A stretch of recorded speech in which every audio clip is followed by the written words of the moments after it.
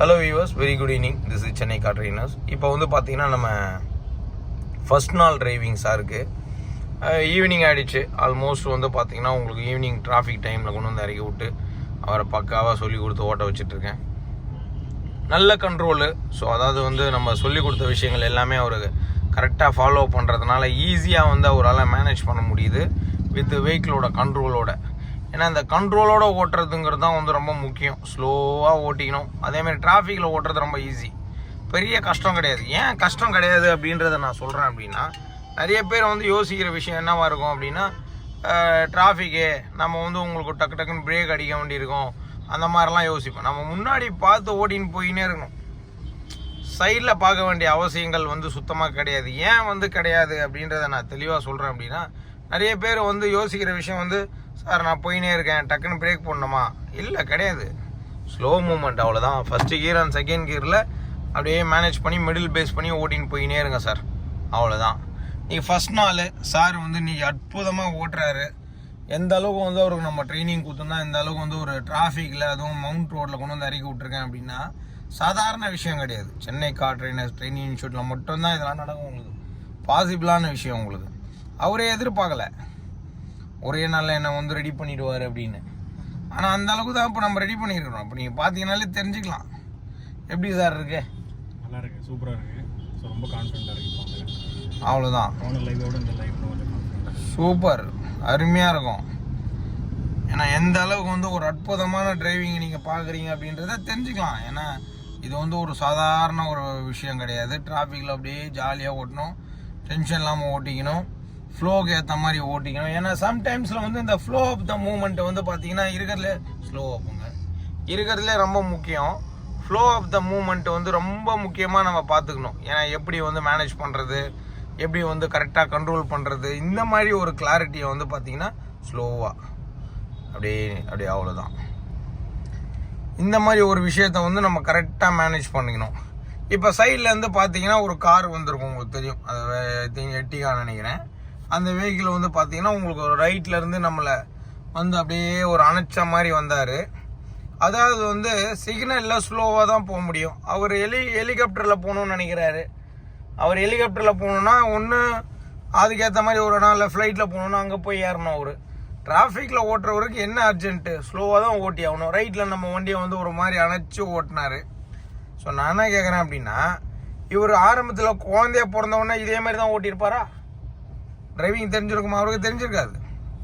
அவரும் கற்றுக்குன்னு தான் வந்திருப்பார். எங்கே போய் இடிச்சாரு, யார்கிட்ட திட்டு வாங்கினாரு, என்ன பண்ணாருன்னு யாருக்கு தெரியும்? ஒருத்தவங்க ஓட்டுறாங்க, சரி பொறுமையாக ஓட்டுறாங்கன்னா இவர் அட்ஜஸ்ட் பண்ணி போகணும். அதை விட்டுட்டு அவரை வந்து அணைக்கிறது, அவர் முன்னாடி வந்து நின்று திரும்பி பார்க்கறது, வேணா வந்து எங்க கூட வேணா நின்று ஒரு செல்ஃபி எடுத்துக்க சொல்லுங்கள். என்ன சொல்கிறீங்க? நல்லாயிருக்கும். ஒன்றும் இல்லை, இப்போ நம்ம உட்காந்து சொல்லி கொடுக்குற இடத்துல அவர் உட்காந்தாருன்னா தெரியும் அவருக்கு அடுத்தவங்களோட கஷ்டம் என்னன்றது. சும்மா சாதாரணமாக நினச்சிக்கின்னு நிறைய பேர், அது ஒரு சில பேரில் வந்து இந்த மாதிரி ஒரு உண்டு. ஏன்னா அவங்களுக்கு வந்து பார்த்திங்கன்னா மரன்றது கொஞ்சம் லைட்டாக கழுண்டிருக்கும். அந்த மாதிரி டைமில் அப்படி பண்ணுவாங்க. அப்புறம் அப்படியே கொஞ்சமாக மறைய டைட் பண்ணிவிடுவாங்க. நிறைய உண்டு இந்த மாதிரி. இதெல்லாம் ஏன் வந்து நான் சொல்கிறேன் அப்படின்னா, சில பேர் தப்பாக நினச்சிக்காதீங்க. ஏன்னா நீங்கள் ஓட்டும் போது கற்றுக்கிறவங்களுக்கு இந்த மாதிரி டஃப்லாம் சில பேர் கொடுப்பாங்க. அப்போ நீங்கள் தெரிஞ்சுக்கணும் யார் என்னென்ன மாதிரி டென்ஷன் கொடுக்குறாங்க, அவங்கக்கிட்ட நம்ம டென்ஷன் ஆகாமல் எப்படி ஓட்டுறது, அது ரொம்ப இம்பார்ட்டன்ட். அப்போ வந்து நம்ம ஸ்லோ பண்ணிக்கணும். இப்போ ஒன்றும் இல்லை, நான் பக்கத்தில் இருந்ததுனால டக்குன்னு லைட்டாக ஸ்டீரிங் லெஃப்ட்டில் திருப்பி விட்டேன். இப்போ சாருக்கு அனுபவம் கிடையாது. இப்போ இவரெல்லாம் இப்படி பண்ணுவாரா அப்படின்னு. கரெக்டாக சார் உங்களுக்கு? இப்போ இந்த மாதிரி அனுபவம்லாம் நீங்கள் தெரிஞ்சுக்கணும். லெஃப்ட்டில் வாங்க ஸ்லோவாக. இந்த மாதிரி அனுபவம்லாம் நீங்கள் தெரிஞ்சுக்கணும். ஏன்னா இது வந்து அனுபவத்தால் தான் வந்து நிறைய விஷயம் வந்து நம்ம கற்றுக்குறோம். அது மட்டும் இல்லாமல் நம்ம சொல்லிக் கொடுக்கும்போதே இந்த பாயிண்ட்டை சேர்த்து சொல்லிக் கொடுக்குறோம். அவ்வளோதான் சார். ஸ்கூல் இதே மாதிரி மேனேஜ் பண்ணுங்கள், அவ்வளோதான். மேக்ஸிமம் என்ன, நீங்கள் அவரெல்லாம் வந்து 6 மாதம் 1 வருஷம் கஷ்டப்பட்டுருப்பார். நீங்கள் 3 நாளில் ஓட்ட ஆரம்பிச்சிருங்க அவரை தாண்டி. ஏன்னா நீங்கள் ப்ரொஃபஷ்னலாக ரெடி ஆகிறீங்க. ஒரு ப்ரொஃபஷ்னலாக ஒருத்தட்ட கற்றுக்கிற போது அவங்க ரெடி ஆனதுக்கப்புறம் அவங்கக்கிட்ட வந்து ஈஸியாக வந்து யாரும் வந்து உங்களுக்கு இந்த மாதிரி டிஸ்டர்பன்ஸ் கொடுக்க மாட்டாங்க. ஏன்னா உங்களுக்கு தெரிஞ்சிடும் எப்படி ஓட்டணுன்றது. ஸ்டடி பண்ணி போயினே இருங்க, அவ்வளோதான். கண்ட்ரோல் ஆஃப் த மூமெண்ட்டு ஸ்லோவாக மேனேஜ் பண்ணிக்கணும். வண்டியை எந்த அளவுக்கு நம்ம ஸ்லோவாக மேனேஜ் பண்ணி ஓட்டுறோமோ அந்த அளவுக்கு வண்டி சேஃபாக போகும். அதேமாதிரி பிரேக்கிங் பர்ஃபார்மன்ஸ் கூட அவருக்கு நான் சொல்லியிருக்கேன்.